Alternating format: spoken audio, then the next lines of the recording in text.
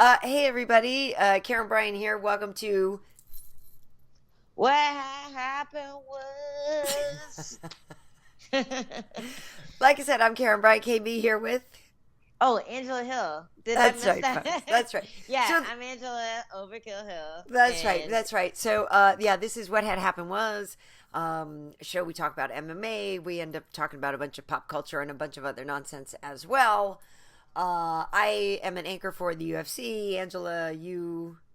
I am a fighter for the UFC, the Strawweight division. That's right. That's right. That's right.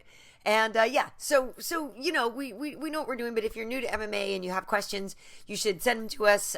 You can tweet them to us, or you can leave comments here on YouTube or here on IGTV or whatever, wherever you're watching this. Can you leave comments on Spotify? No, I don't think so. But you can find us on Twitter or Instagram or Right. whatever and leave comments wherever. Just ask us questions whenever you feel like it and we'll find them. And If we'll it's find a them. good question, we'll try to answer. That's right. That's right. That's right. So today we were going to talk about UFC Vegas 18, the BKFC, Angela's incredible response video to Stephen A. Smith's. Dude, you that is hilarious. Yay! I'm I glad. don't know. I'm I feel actually- like I don't even know what we should start with, but that is hilarious. Well, it was funny because I just wanted to make a spoof and just try to mimic what he was doing, and I was like, okay, let's do a video and mimic what he was doing, and just be like, hey, this is how you throw a punch. And I was trying to do it, and I was like, why doesn't it look as ridiculous as his does? Like, why doesn't it look like that? Like, I'm still throwing good uppercuts, trying to mimic him. And then Adam, who's also my coach, Right. he's explaining to me the different details. Like, oh, well, you're still balancing your hips. You have to throw yourself off balance. You have to punch through the pad all the way down to the ground, and then look up at the ceiling as you try. And I'm like, yo, this is mad funny. This needs to be the video. So it was kind of it was kind of a happy accident that I just couldn't nail the Smith technique Right. in the first try, and then him explaining it was way funnier than me just trying to get it done. So yeah, thanks. It's really funny. Thanks thanks to you, Stephen A. Smith, for just being very hard to mimic. Yeah, it's funny, but I was asked about this the other day. I was on with the MMA Junkie Radio guys, and they were asking me my take on it, and obviously I my take is whatever it is, but mine is less.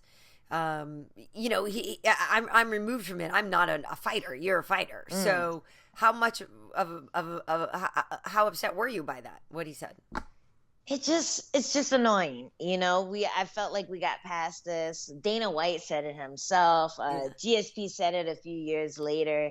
It's a thing that female fighters have always heard, an opinion that we've always heard. We hear it from our family members, we hear it from our friends, we hear it from random people whose opinions we don't care about.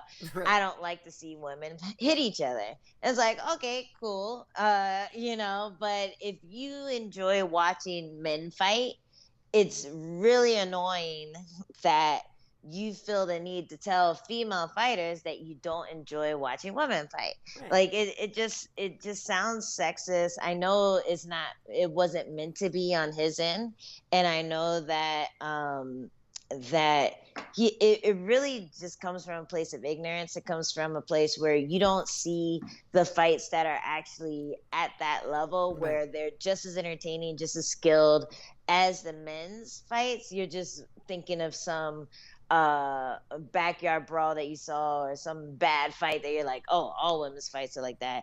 And let me be clear, we're still catching up. We're the female fighters, we haven't been training at the level of men have for as long as they have, because of that stigma, because our coaches are like, oh, I don't like watching women fight.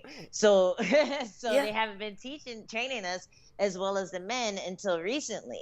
So yeah, we're still catching up. And I understand that point of view, like, oh, the women's fights on average aren't as good as the men's. But if you look at the best female fights and the best male fights, they're neck and neck. They're up there. They're just as good. We have the capacity to be just as good, and it's really just a matter of people's morals and people's ideals of what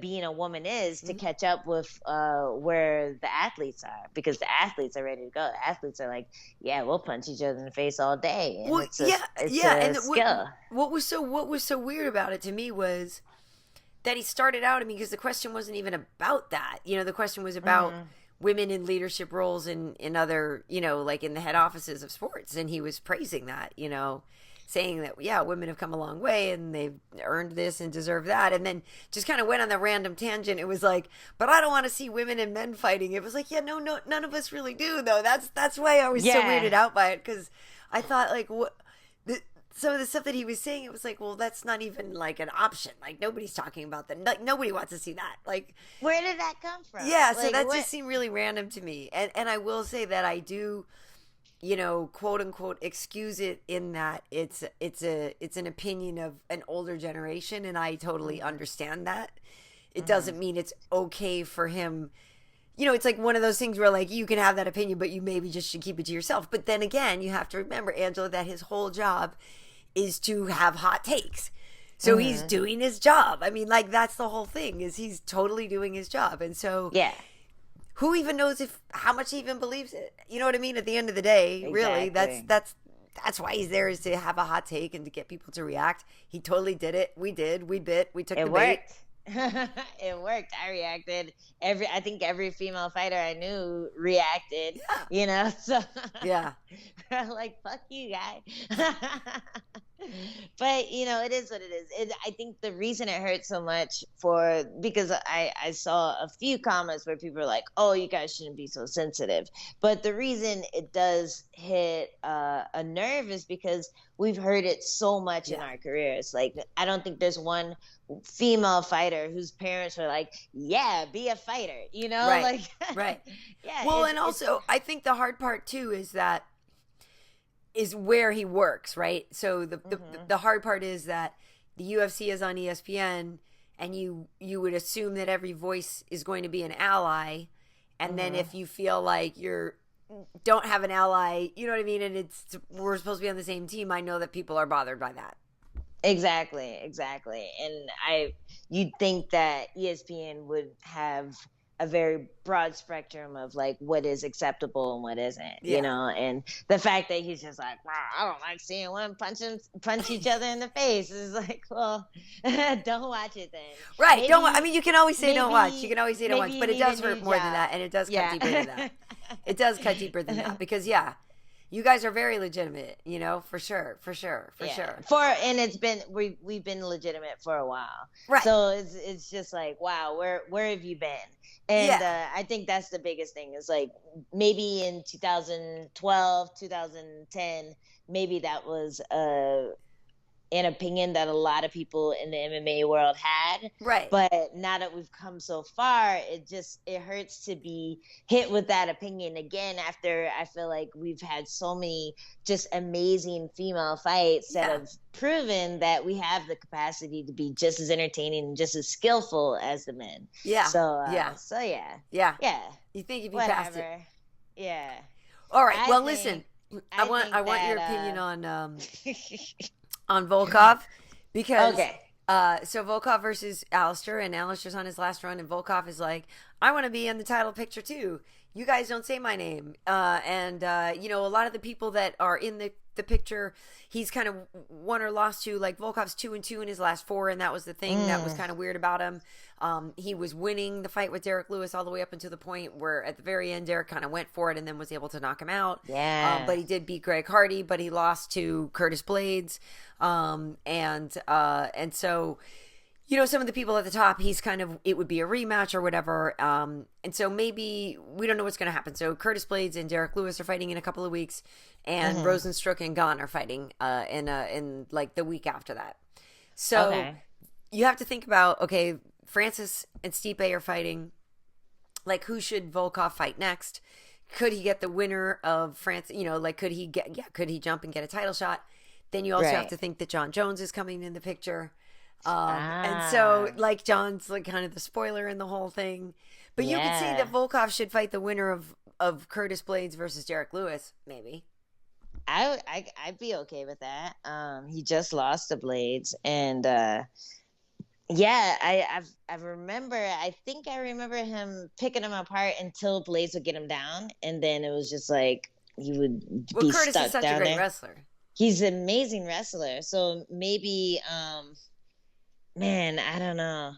Yeah, I'd be okay with that. I think that would be a dope fight, and I think he deserves it. I think he's just to knock out Overeem like that. He really picked him apart, and he was just able to use his range so well in that fight. And if he can do that against other people, like imagine if he is able to keep Blades away, if Blades wins his next fight, or even Derek, if he's able to keep that guy away and then just like follow up with punches. His boxing just looked on form last night. I think he deserves at least a title contention fight in order to get a chance at the belt, because in a way he's kind of in the same boat as Overeem.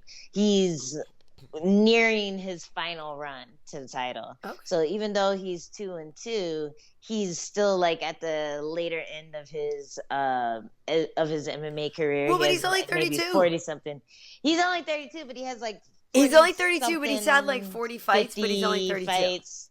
Exactly. So when it comes to age in the MMA world, like a lot of times you get that mileage without having the numbers to back he's got a lot of fights.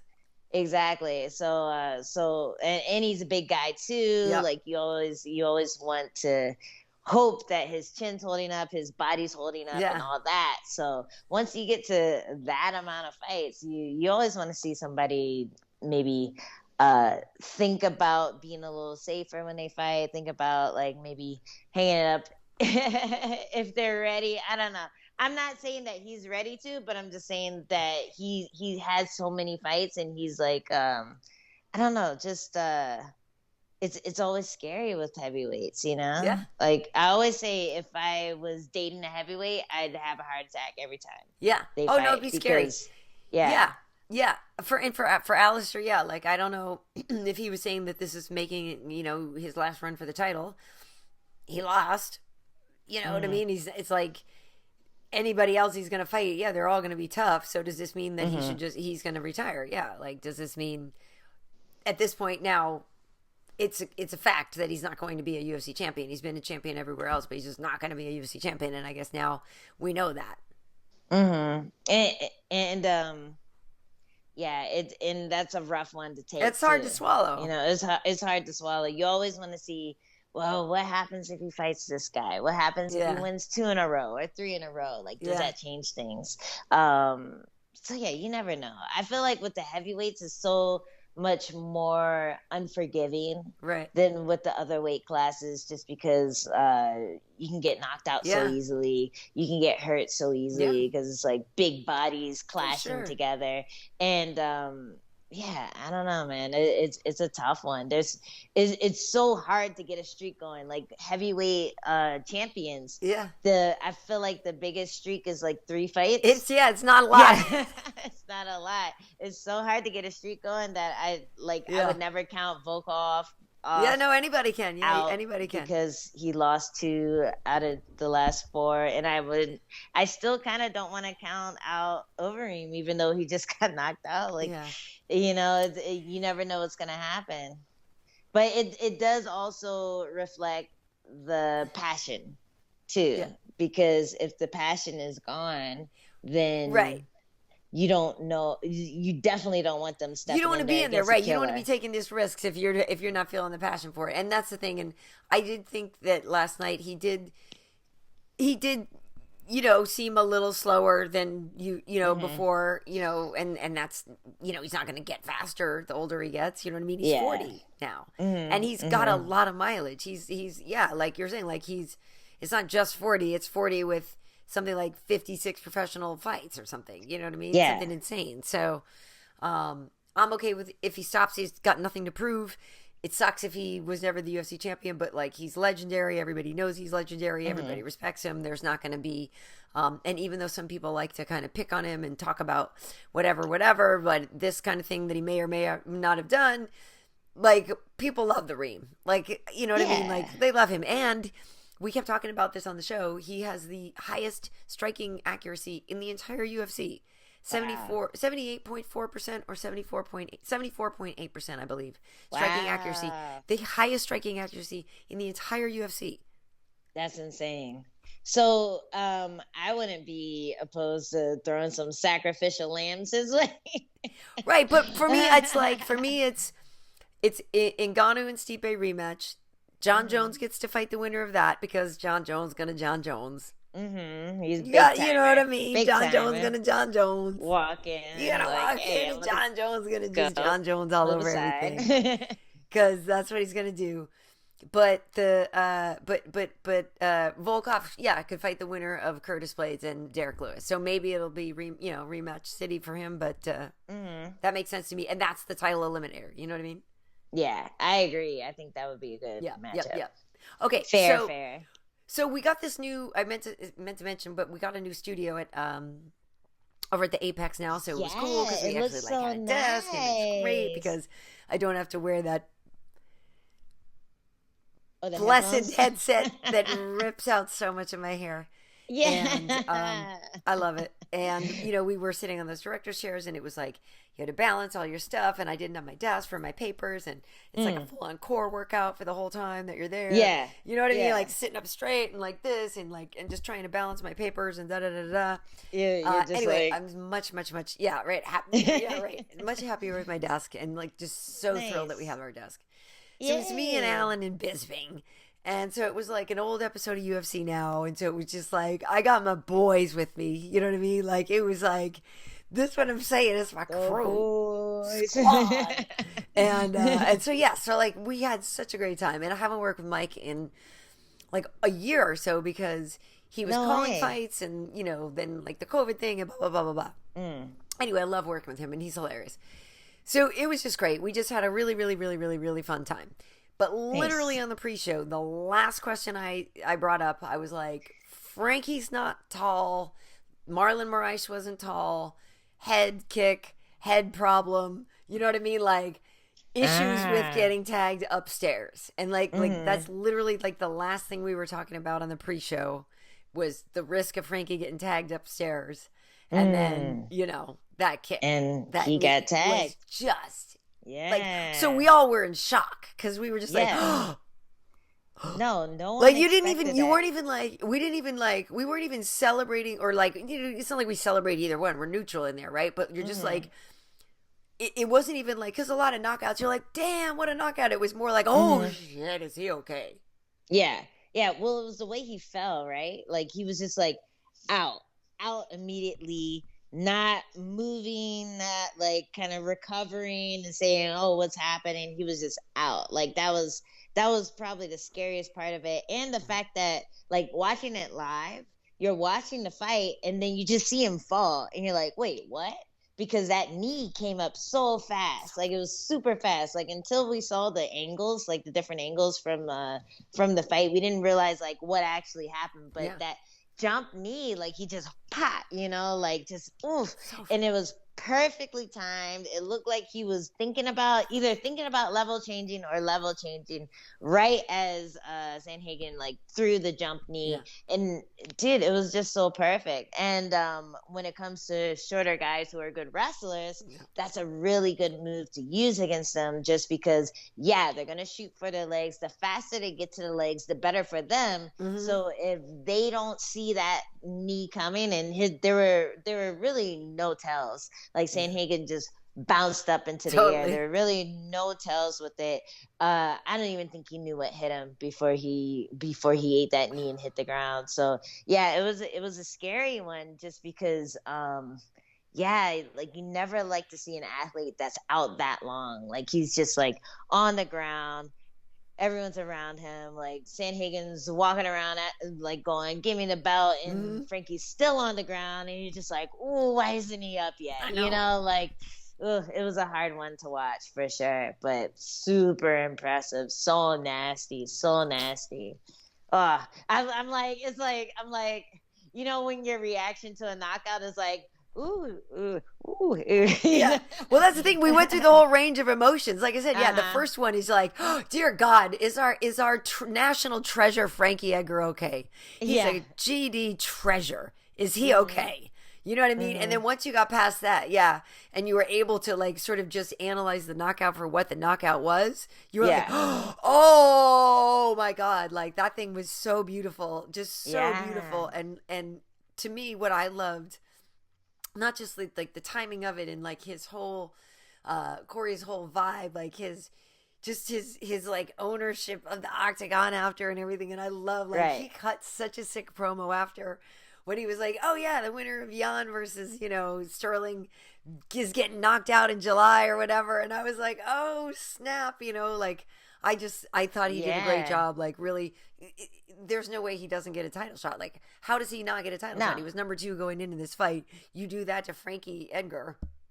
Yeah, how do you not get a who's done that to him? No, who's done that to him? That was so impressive. It was amazing. So good. Oh it was my God, so good. Yeah. That's what I'm saying. Like it was got to the point that we kept watching. We're like, oh my God. Yeah. Oh my God. Like it's just, it's crazy because it's only February and that you're like, well, knockout of the year. Like, hold my beer. Like who's going to, like, you know what I mean? Like, that's going to be very hard to beat. Yeah, and also just the amount of time that it took for him to do it too. 28 seconds. 30 seconds. Oh my God, it was less than 30 seconds. That's insane. Who does that? That's amazing. And you know what I love? Did you see Curtis? And what I also love about it is like Cory, just Cory's whole vibe. He's so chill.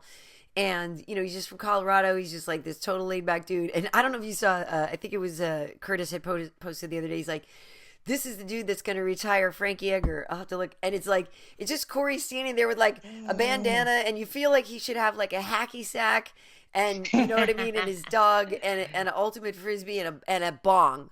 And like, that's what it looked like he should have. And it's like the dude who's going to retire Frankie Edgar. And I was like, that's amazing. Okay, that's kind of like harsh, but like funny and brilliant at the same time. Yeah. And that's what I love about Cory too, is that he has like, there's no way anybody thinks he's a professional fighter. That you know what I mean? Like any grandma or whatever would be like, would you please take my sweet daughter out? Like there's no way they wouldn't want Cory going out with their daughter, and then they find out he's a full on savage. Well, it's like when you have that friend that's like really calm and chill, and then something pops off like at a bar or something, and you see the shark eyes. You know, you see all the white around their eyes, and they just go. You're like, wait a second, who is this guy? Right. Like that's him. He has a switch. He has that kill switch. And it's really like it really is amazing to watch somebody go from like normal, like totally unassuming, just like chill person, training, whatever, taking photos, hanging out with their friends, to their octagon presence where they're just like totally in the moment. Like I almost thought that he was too in the moment because he was, you know how sometimes people are like so amped and they're like look like they're about to gas themselves out because like Bruce Buffer is saying their name and they're like saying their way but they're like, yeah, I'm ready to go, you know, like that always like kind of makes me nervous. I'm like, oh, relax, like wait until the bell rings, you know? But that's his thing. He was amped, he was ready to go, he started fast, and then he got a 28-second jump knee knockout. Like that's insane. Amazing. Yeah. It was great. So congratulations to him. Okay, so another fight that I loved, but it also kind of stressed me out, was Beneil's win over Diego Ferreira. I love Beneil. Beneil is a friend of mine. Yeah. He's a really, really great guy. And we talked before this fight. I know, like, he was really motivated going into this. And I was talking to him a little bit today. We were texting back and forth, and he was like, yeah, next fight I'm gonna like kind of maybe not make it like so sloppy type thing, like because it was one of those fights, and you could, I think Hoffa even said it in between rounds. He's like, why are you making this so much harder than it needs to be? And that's what it kind of seemed like to me. Like it's kind of fun to watch Beneil in a dogfight, but like the whole time I'm like, please put your hands up, because he's got a chin, but I'm like, defense. just please play some defense. And he didn't play much defense. And there were times when I thought, like, yeah, that he got, like, they got way more kind of just entangled and into a lot more things, like, more than necessary. He could have played it much more of a tidy fight. But with that said, it's totally entertaining, and they got fight of the night. And so then that's his fourth bonus in his last 5 fights. So I'm not mad at him. You know what I mean? Yeah, I don't think he's gonna clean it up. I think you say that as a fighter, you're like, next time I'm gonna do this or that. But when you fight like that, I don't know. There's just something there's a dog in you, you know. Like you get hit, and you not only want to hit them back harder, but you just want to dare them to hit you again like that, you know? Like, you drop your hands, you're just like, all right, come on. And, I mean, it was such an entertaining fight. It was such a good fight. They might not have gotten the 50 grand if he did have his hands up, you know? If he just won, like, the first and second round, like, and didn't, like, drop his hands and, like, let him come back every now and then it would have just been like, oh, okay, that was a good fight. It was a good show of technique. You guys win, or you win, and no 50 grand for you. So maybe he enjoys the drama of getting in a fight like that. Yeah. But I don't know. I feel like that's just a sign of the fighter, because you know, it's kind of his MO, right? Yeah. To get into that's exactly what I said to him. Crazy exchanges, and if he cleans that up, will that really be him? You know? Yeah, no, that's literally what I said to him, because he said, "Yeah, next time I'm going to clean it up or whatever." And he said, I didn't even, you know, I wasn't even in my mind to go out there. I wasn't trying to get the bonus, and that's not what I was trying to. I wasn't trying for that kind of fight. And I literally wrote, I'm like, I guess that's just who you are now. Yeah, like. Sorry, bro. You're that bonus dude now. So, own it, live it, love it. Exactly. Embrace it. Yeah, we love it. We were going ape, you know, like, we loved it in the studio. Like, it was awesome. That's always my favorite type of fighter to watch, you know? Like, some people, they get hit, they circle, they play it safe, they go for a takedown, maybe do the lay and pray, try to secure the round. But when someone gets hit and they're like, oh, okay, like, I love that type of fighter. You know, I love that type of fight. And there are certain fighters who, you know, no matter who they're fighting, it's going to be entertaining. Yep. And he's one of them. And I really love his post-fight speech where he called out, like, the rest of the division, because he kind of cleared it up. At first it was like, fuck you, Sean Shelby. But actually he was he was saying, like, you know, middle finger up to the rest of the division who kept saying no. And that's something I understand, because I am also a high risk, low reward. Exactly. Fighter. So why would someone in the top 5 say yes to a fight against you when it's not going to do anything for their career? Yeah. So I do think that it's pretty lame that fighters are able to do that, especially when you have a fighter as talented as Darush trying to climb the ranks, and everyone's like, yeah, no, it sucks. It sucks. It really can't get fights.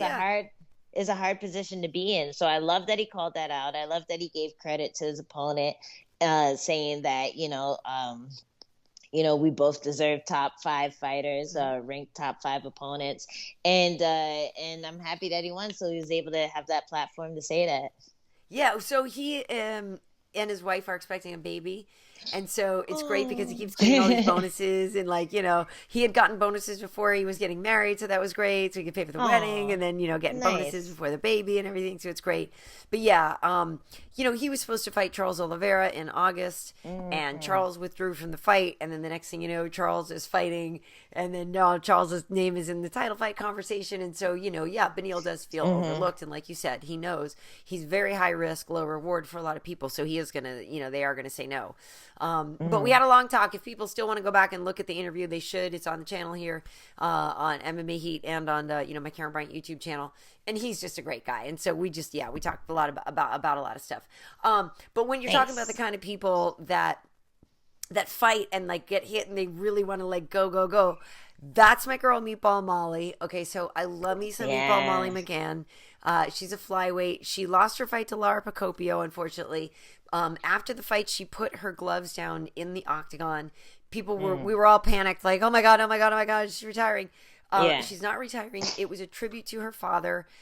She and I had talked a lot about this. Her father had passed away, and yesterday was actually his birthday. And she had made a promise to him and things about like taking care of her mom and, becoming a champion and being the first woman, English woman to win in Vegas. And so there was a lot about things that, dedication and tribute to her father. And that's what that was about. So she wasn't retiring. She's like, no. And so later on afterwards, she's still like so game. And she's like, can't believe I didn't do this right. And like, she's still trying to, and we were with Ode Osborne and they're like running drills, like wrestling drills, and like trying to figure out what she missed. And we were like, just trying to explain to her, I think you're just, it's like some of the things in the little transitions, like you're just losing some of those transitions when you could kind of win that little war here and set it up again to where you can pop off and get back to striking, because girls don't want to engage with her because she is such a good boxer that, of course, I'm like, Mal, I would take you down. Like, of course I'm going to take you down. Like, I don't want to box with you. Why would I box with you? So it's just frustrating because, everybody's going to take her down because that's their path of least resistance, but it sucks because she's an entertaining fighter. And as a fan, I just want to see her in there with somebody who likes to strike. And I really think that grappling is the way to go when it comes to getting finishes or dominant performances in women's MMA, because we're so tough. We're smaller than the guys, so it's harder to get those knockouts. And who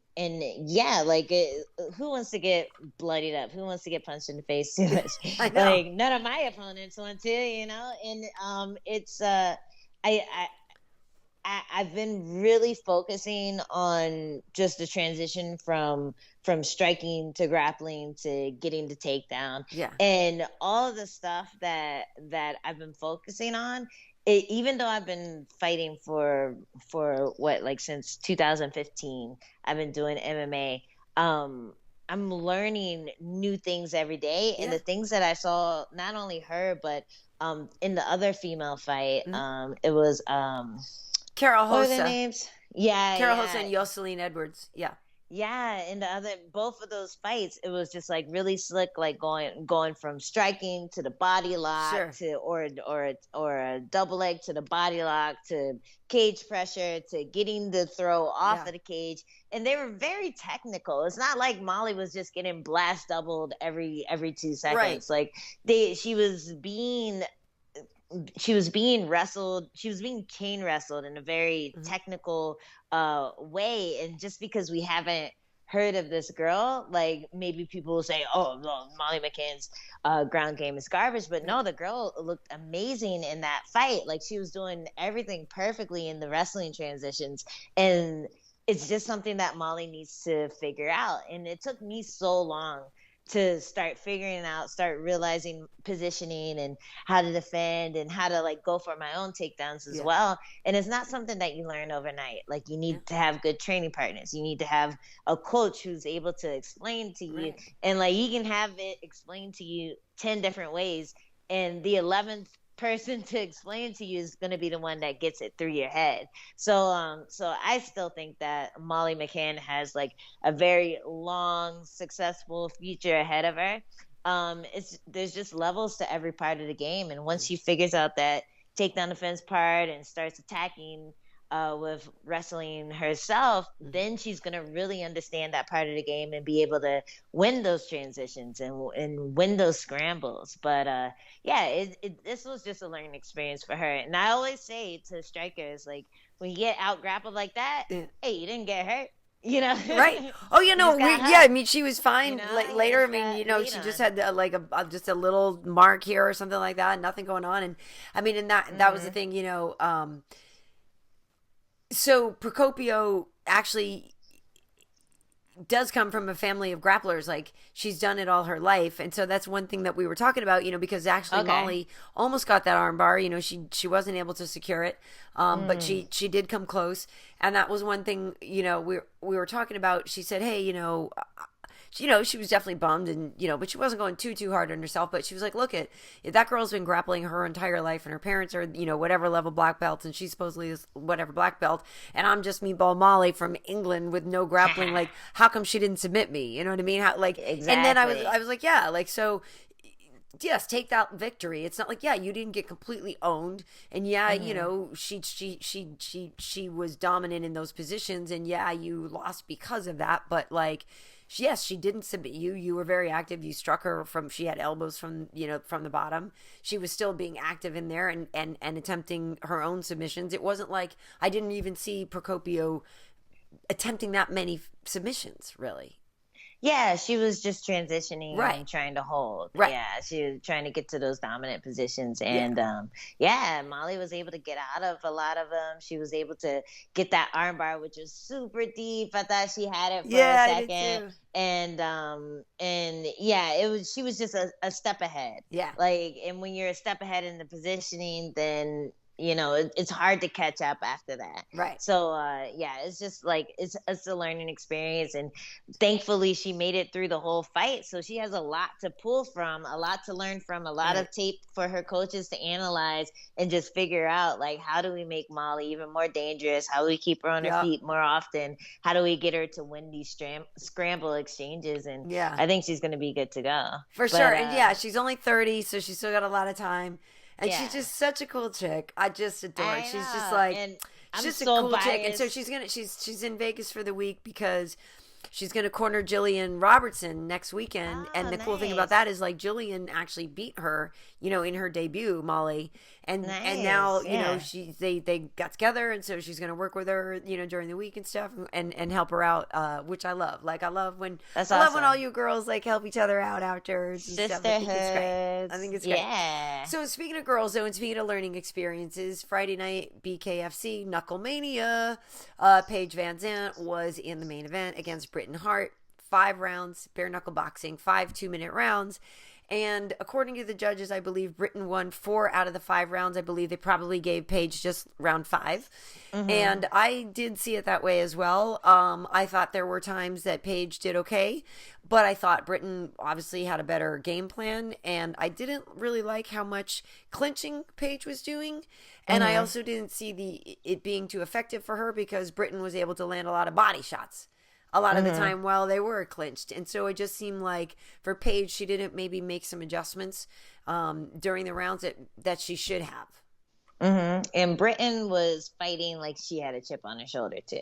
Yeah. She was like, I don't want this UFC girl to make me look like the last UFC girl. Yeah. And she came in there and the reason I say that is because she came on so strong in the first, like, 3 or 4 rounds.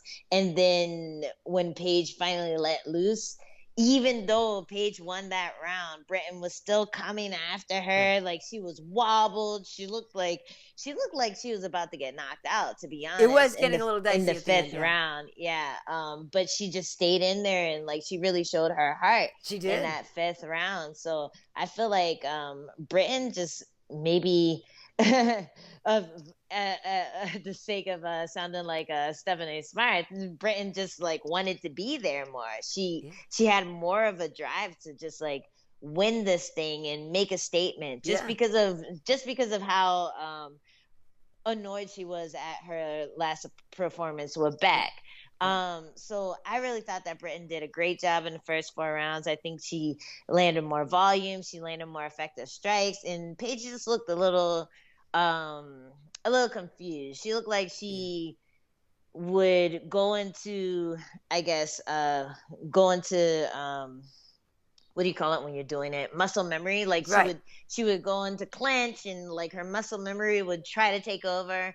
And then she tried to fight it, like, no, we can't throw knees. We can't, like, do a hip throw right here, like, we have to throw punches. Right. And it really just looked like she was trying to slow the fight down. Yes. But at the same time, Britain's, like, landing body shots, landing punches over the top. Right. And she's losing anytime that it clinched. So you're right. Like, every time Paige clinched up, and Paige was initiating the clinch. Right. In those rounds, every time she clinched up with Britain, she was getting hit. She was losing in the points department, and she really just looked overwhelmed. She didn't look like energetic. She didn't want to let her hands go until the final round, and she finally nailed Britain with a few shots and she did. really wobbled her. But yeah, I think it's just a learning experience for her. I don't think Paige got too hurt in the fight. I think she just wasn't sure when to throw and wasn't sure what kind of scenarios to take advantage of. Mm-hmm. So yeah, it's just a different sport, and I think eventually she'll kind of come into her own. I really want Paige to go on a little 1 or 2 or 1 fight win streak, go on a 2 or 3 fight win streak. So she can get that rematch with so she can get that rematch with Beck. Yeah. Because I think that would be an amazing fight for bare knuckle. I think it would be high profile. I think a lot of people tune into it. And I really want to see redemption for my girl Beck. I think she's a better boxer. But Paige definitely showed that she has potential to be a great bare knuckle fighter. Her face didn't get all bloody and messed up. Yeah. Like you're worried. And it was a decent fight. She definitely showed that she has potential. Yeah, I think so. And so I had spoken with Britain before the fight, and she's a feisty girl, and she definitely did have something to prove and really did want to spoil the party and stuff. And she did, a lot of the stuff that she said she was going to do. So I'm happy for her. And that's like such a star making thing, right? Like we all know what it means when, when your name is attached to Paige's and you beat her, you get some shine there, so it's good for Britain. And like after the fight with Beck, she won a couple in a row, and so I think she's on a 3-win streak over there. So she's doing well. But I totally agree, if they can get Paige versus Beck as a rematch down the line, that would be great. Yeah, and I mean, in the meantime, they need to give Britain a shot, right? Yeah. Like, who else is there? I don't know. I don't pay attention. Exactly. But yeah, call up Beck, ask her if she's busy, and let her do the rematch with Britain. See if she has what it takes to take the belt away from the champ. For sure. All right, so can we talk about that post-fight speech? Wait, a post-fight speech? Oh my goodness. I didn't hear it. Wait, what did she say? I didn't get to hear it. So the first thing she said was, "I am not a person, I'm a feeling." You didn't hear that? I didn't hear I did not hear the post-fight speech. I did not. Okay, so she said a bunch of real fun things. Really living up to Knuckle Mania name of the event. She said, "I'm not a person. I'm a feeling." She said, "Beck pushed my teeth in. Paige pushed my teeth in, but they didn't know that I'm a shark. So I'm guessing that means her teeth are going to come back in." Yeah, that's funny. She has rows. That's funny. And while she was in the middle of her speech, she said a lot of stuff. Yeah. I think they were about to cut her off. And then a girl jumps up and jumps in her face in the middle of her speech. And she pours a bottle of water on her head. I totally missed this. I did not see this. How did you miss this? This is the best fight of the night. It was really great. So it turned totally into WWE as soon as the fight was over. Right. WWE. And I don't know who the girl is who jumped in there, but she was also a bare knuckle fighter. I think it was something Savage, like Jenna Savage or something like that. So maybe they're setting up the next something. Maybe that's their next fight. That would be really, really fun.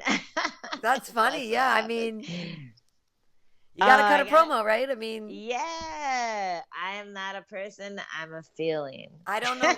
Okay. All right. I like it. All right. I like it. Well, so did you get any questions on Twitter? Yes. That you wanted to address? Because I know, like I said, people definitely wanted to get your take on the Stephen A. Smith thing, which we spoke about at the beginning of the show. Yes, so we covered that, and then I have a question. Oh, our biggest fan, my mom, has a question for you. Oh, okay. What happened to the guy who? She wants to know what happened to the guy that almost lost his eyeball. So, Justin James. Oh, I know. That was so bad. I don't know. Yeah, that was him versus Devontae Smith. And thankfully they stopped that fight because like it would have exploded so bad. It was so bad. I don't know exactly, like, while we were doing the post show, we didn't get the full story on him, but Alan was talking about, because Alan had like an orbital issue one time before too, and he was like, yeah, the problem with that is when you get an eye like that and it swells so much and the skin gets so thin, he's like, the thing actually kind of like seeps and weeps, like, I know, right? I'm like, oh, it's so gnarly. And he's like, and it's like the skin is so tight and all that, and we were just like, if it had gotten hit and it would have been exploded, like, it's just so foul, like, the thing. So thank God they stopped that fight. But yeah, I guess Devontae, like, the stuff, he was just like, oh, you want to stop the fight? Okay, cool. Oh, it counts as a finish. All right, cool. Like, I think he was just sort of, thought that he was just kind of surprised or whatever. But yeah, it was gnarly. That was gnarly. Yeah.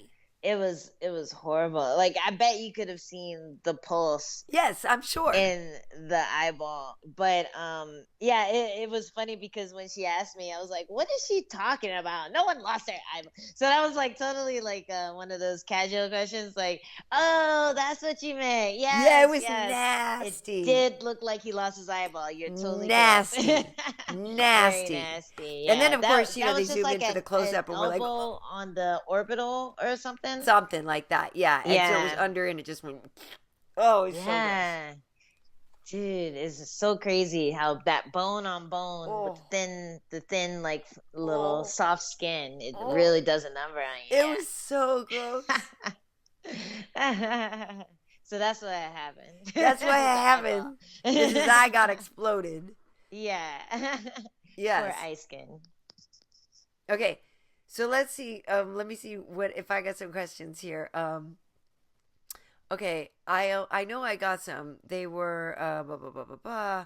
Oh, did you even watch the Super Bowl, by the way? No. I actually ran into Luke Rockhold. There was we were at this little Super Bowl party. It was this place called Hot Mess, and they did a Super Bowl party there, just like a family and friends type of thing. And somehow Luke Rockhold was family and friend of someone that I knew. Oh, so yeah, I didn't watch. I didn't watch the Super Bowl. I did see the Super Bowl halftime show, which is the only thing that I usually watch. Okay, the commercials. What'd you think? It was good. It was good, man. I liked it. They did all the Weeknd songs. He did the Blind and Lights one. Yeah. My favorite TikTok dance. Yeah. So, I liked it too. I liked it too. Yeah, it was good. I liked the face, the Invisible Man like face thingies on the I can't feel my face. Not with you. Yeah, I thought that was cool. I love it. Yeah, I liked it too. I like the Weeknd and stuff. So. Yeah. I was feeling that one. But I did watch the game, and it's funny because for folks who don't know, I'm from Boston originally, and so I am a New England Patriots fan. That's my team. So Tom Brady was my guy for years and years and years. And so now that we don't have him, like, there's a real part of me that's like real salty, that's like, he left. And but then the other part's like, God, he's so good. And so I couldn't help it. Like, I'm watching the game and I can't even help it. It's like they're like, Brady to Gronk, touchdown. I'm like, wow. Okay.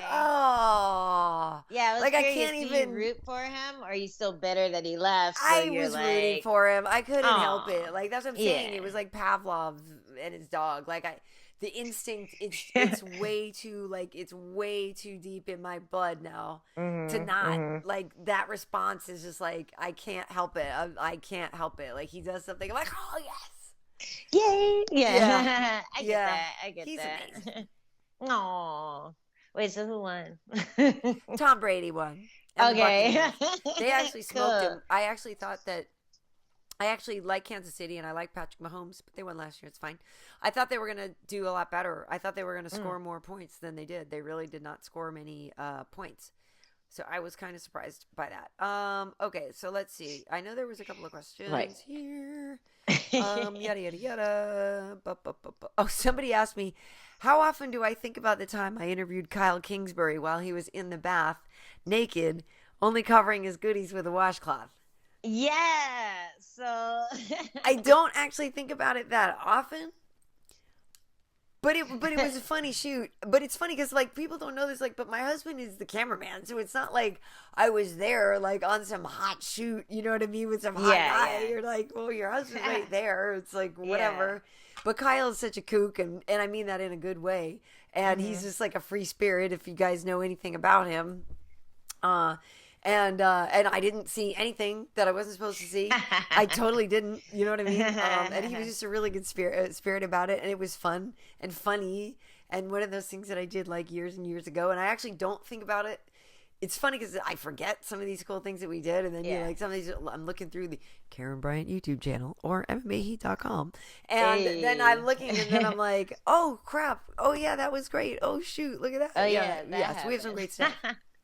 That's awesome. I always think about your Rampage. Yes, of course. Think about that one. They're greatest. It's so funny. It's so funny. So I think funny. that's the first time I've heard about you. Yeah. Was I saw that interview and I was like, oh, who's this lady? And then I'm like, why is he doing that to her?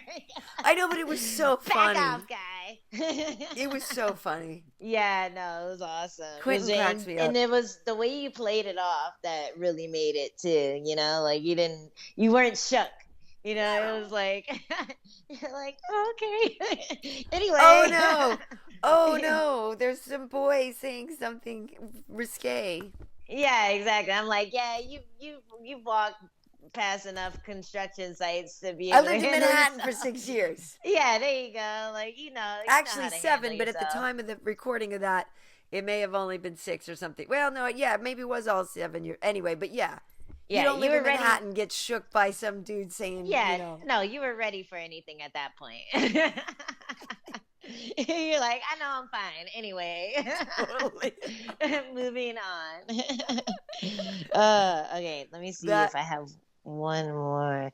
Oh, I have a question. Someone asked, why won't the Lioness stand and bang with the Iron Lady? I'd like to get your take on it. I mean, Jermaine is a great striker. Oh. Sorry. No, Jermaine she's a great striker. Yeah. She's a champion. She was like was she an undefeated kickboxer or something like 49 and 2, like some ridiculous kickboxing. It was ridiculous. Yeah.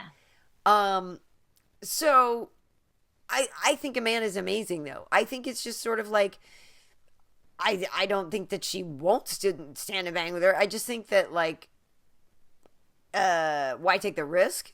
Like if you have another option, if you can stand and bang with somebody and you have jiu-jitsu and the only other person can only stand and bang, why wouldn't you try jiu-jitsu? That said, GDR submitted Jessica over on Fight Island and surprised the crap out of all of us. Juliana Pena rather. Yeah. When she submitted her, we were all kind of surprised because that was like her first submission victory. But I think it's just for Amanda, it's kind of like she has two options. You know, stand and trade for a little while and then take the easier path. I agree. Yeah, and that striker cardio too is different. When you have so many kickboxing fights, I feel like you have a better way of gauging like when to go and when to reset and when to go again. Yeah. And I think Amanda has so much power. But if she's on the feet too long against like an elite striker like Jermaine, and we haven't really seen her against too many elite strikers like Jermaine, but when she's on the ground on the feet too long, then you start to see her getting picked apart. Because she starts to get a little tired, a little more slow, a little more predictable, and that's when she has to start switching it up. So I think Nunes has like amazing power. I think she's a lot smarter than she used to be in the striking department. Like I think she's gotten way better since she fought Jermaine the first time. But like why, like you said, why stand? Well, that was the whole thing. And Jermaine, we were talking about that with her. She's like, she didn't want to stand with me. She's like, yeah, why would she? She didn't want to be there. Like, yeah, it's so much easier to sit on top of someone than to be not only to be sat on, but like then to be like walking around and like punching and getting punched, punching, getting punched. It's so much easier to just sit on them and hit them and then make them try to get up. Like, all right, get up, get up, get up. And you literally like ride them until they're able to get up. And then you have all this energy because they picked you up, basically. They picked both of you up and you're just sitting on top of them, hitting them. Like it's so much easier of a game plan. Like if you have the skills to take someone down, do it. There's no reason not to. Do it. Yeah, I definitely would. Yeah, no, this ain't boxing. All right. I think that's all the questions I had. Somebody said, why do you think the UFC's women's division ends at featherweight? Certainly larger women can fight too, but only petite women, which many men tend to find more attractive, are promoted. Do you think that may have something to do with it? This is from Jay Holla. Yes. Well, I just think there's just more women too. There's just more. Exactly. Yeah. I don't like how often do you come across a woman who is heavier than 145 but very low body fat. Well, actually, it's funny. The only one I know is literally like my tennis partner, this girl I play tennis with, and she's literally like 6 feet tall and like 170, but like very low body fat. Like she's super fit, and but she's a very rare case. Like, I don't come across that a lot. Exactly. And that's why she's a badass tennis partner to have, too. Because we, like, walk out there and we're like, whoa! You know what I mean? Right? Like we play opposite each other a lot, but, like, we used to play doubles sometimes together. And when we would walk out together, people were like, oh, crap. Like, her wingspan's amazing. You know what I mean? And we both can, like, get to stuff. And we're, So, yeah, it's fun. But that's why, like, I like playing against her. Because, she's tall and fit. And like, and big and strong, but there's not that many girls like that. Yeah, exactly. So I think when it comes to building a weight class, it's the same reason you don't see atomweight in the UFC yet. There just aren't enough athletes to fill up a weight class. And I think with atomweight there are. It's just that they don't get as many opportunities as the other weight class because there's a little less than strawweight. Like strawweight stacked, there's so many of us, so many women who are between like 5 foot and 5'8" who can make 115 is totally different from like women who are bigger, who are low body fat, they're athletic, they're it's just that's a big woman, like look at Cyborg. If you see her in person, you'll notice that you don't come across a woman that size that often. So it's bone structure too. It's not it's like she's just a bigger woman. Yeah. Exactly. So anytime I see Cyborg, I'm like, oh. Well, I was like, glad you're my friend. Or Megan Anderson or any of those women. Amanda Nunes is even very small for 145. Like she looks more on the normal side, compared to someone like Cyborg. So, it's definitely. I think it's just a numbers thing. You don't have enough to fill up a weight class. They barely have enough to fill up the 145 division. So. I do think so too. I think it is that there's not enough women that do it yet to fill up the weight class. But I also do think that, the marketability of it is a factor too. And yes, that in general, guys are going to find more petite girls and stuff more attractive. I mean, I do think that is a factor. But why aren't there atom weights then? If that's well, the case? I don't know if atom weights end up being like if almost then atom weights are too tiny. I don't know. I don't know. But I mean, like atom weights. There's a lot of atom weights fighting on the Asian circuit, obviously. But I don't know if that's just something that maybe again there's just not enough. Because you guys are teeny tiny to me. Like you guys are teeny tiny to me. You're my size, whatever. I'm 5'8" and not your size. But thank you. In the range, you would be a strawweight if you fought. I would be a flyweight.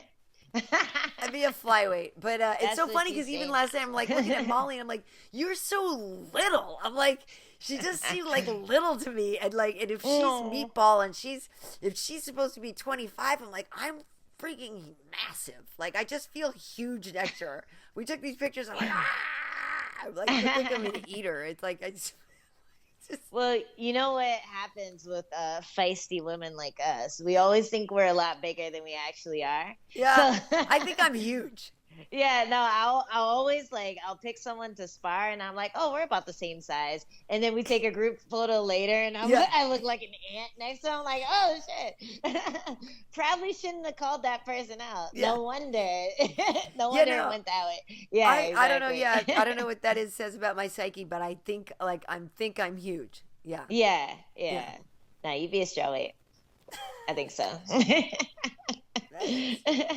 But yeah, so this coming weekend is the Usman fight with Gilbert Burns, which is actually, I think, going to be a really competitive fight. I'm not really sure who to take in this one because it's interesting. They even used to be teammates back in the day, and now there's not really animosity in between them. But Gilbert's been on a tear, knocking out Damian Maia and winning the fight against Tyron. And we know that Kamaru, defeated Colby and defeated Jorge Masvidal. And, Kamaru is undefeated in the UFC. So he is really, really good. I know some people like to complain about his style and they think that he is boring, but he is incredibly effective at what he does.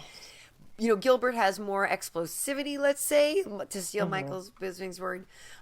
Gilbert is more explosive and his jiu-jitsu is insane. I first met Gilbert when he was just Vitor Belfort's jiu-jitsu coach. I was doing an interview with Vitor at Extreme Couture, and I met Gilbert just and here's our jiu-jitsu coach. You know what I mean? And so I've known him a long time, and so I've really always liked him and really been happy for him, and it's been exciting to see him grow into this title shot. I was in Brasilia when he beat Damian and all that. But so